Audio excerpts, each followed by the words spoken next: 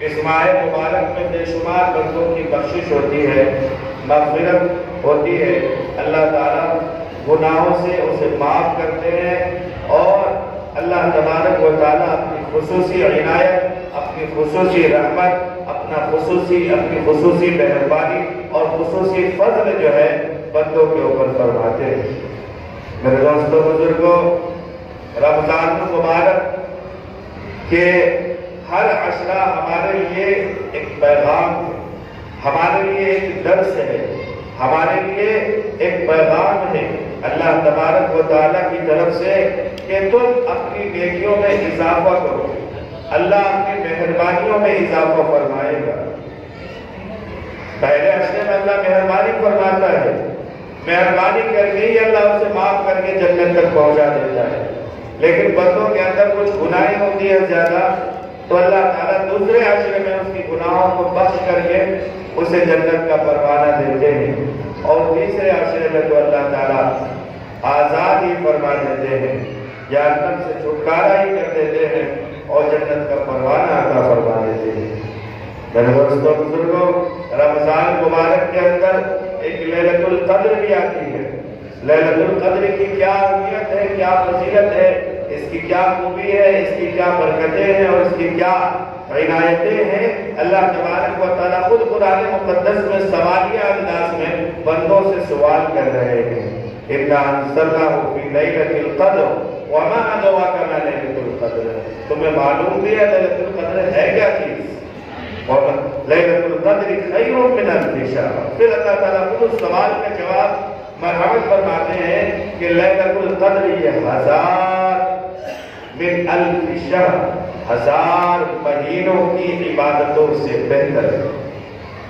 آدمی 1000 سال 1000 مہینے عبادت کرتا ہے، لیکن اگر کسی کو ایک رات کی ایک شب قدر اگر مل جاتی ہے، لیلۃ القدر مل جاتی ہے، تو پھر اللہ تبارک و تعالیٰ اس کو 1000 سال 1000 مہینے عبادت کرنے برابر اس کو ثواب عطا فرما دیتے ہیں۔ یہ اللہ کی مہربانی نہیں تو اور کیا ہے۔ میرے دوستوں بزرگوں، اس ماہ مبارک میں اللہ تبارک و تعالیٰ بندوں کی روزیوں میں اضافہ فرما دیتے ہیں۔ جہاں نیکیوں میں اضافہ ہوتا ہے وہاں اللہ تعالیٰ برکتوں کے دہانے کھول دیتا ہے، رزق کے اندر فراوانی فرما دیتا ہے، کشادگی پیدا فرما دیتا ہے، بڑھوتری کر دیتا ہے۔ یہ اللہ تبارک و تعالیٰ کی مہربانی ہے۔ میرے دوستوں بزرگوں، ہر رات اللہ تبارک و تعالیٰ یہ ندا لگاتے ہیں، ہے کوئی مانگنے والا کہ میں اس کی ضرورت کو پوری کروں، ہے کوئی جنت کا طالب کہ میں اسے جنت عطا کروں، ہے کوئی جہنم سے بچنے والا، جہنم سے پناہ مانگنے والا کہ میں اسے جہنم سے حفاظت کروں، جہنم سے پناہ کروں۔ میرے دوستوں بزرگوں، بہت بڑی بات ہے کہ ہم اس ماہ مبارک کی قدر کریں۔ اللہ تعالیٰ اس ماہ میں خصوصی طور پر 2 عبادتیں رکھی ہیں، ایک روزہ رکھا ہے اور ایک تراویح رکھی ہے جو اشتراک۔ رمضان مبارک کے یہ روزے فرض ہیں، اللہ تبارک و تعالیٰ نے اس روزے کو فرض قرار دیا ہے۔ مگر شہد منکم الشہر فلیصمہ، کہ تم میں سے جو شخص اس مہینے کو پالے تو اسے روزہ رکھنا ہے، ہر حال میں روزہ رکھنا ضروری ہے۔ اگر کوئی بیماری لاحق ہو جائے، سفر میں ہو تو الگ مسئلہ، رخصتیں الگ چیز ہوتی ہے، لیکن بہرحال فرض ایک الگ مستقل معنی ہے کہ فرض ہے جو اس مہینے کو پالے، رمضان مبارک اس پاک مہینے کو پالے تو اس کے اوپر رمضان مبارک کے روزے فرض ہیں۔ میرے دوستوں بزرگوں، کتنی محرومی کی بات ہے، کتنی بدقسمتی کی بات ہے کہ ہم رمضان مبارک کے اس پاک مہینے میں بھی ہم روزہ نہیں رکھتے ہیں، بلا وجہ، بلا کسی عذر کے، بلا کسی دقت و پریشانی کے رمضان مبارک کے پاک مہینے کے روزے سے بھی محروم رہتے ہیں۔ میرے دوستوں بزرگوں، رمضان مبارک کا روزہ رکھنا فرض ہے، اسے ہر حال میں رکھنا چاہیے۔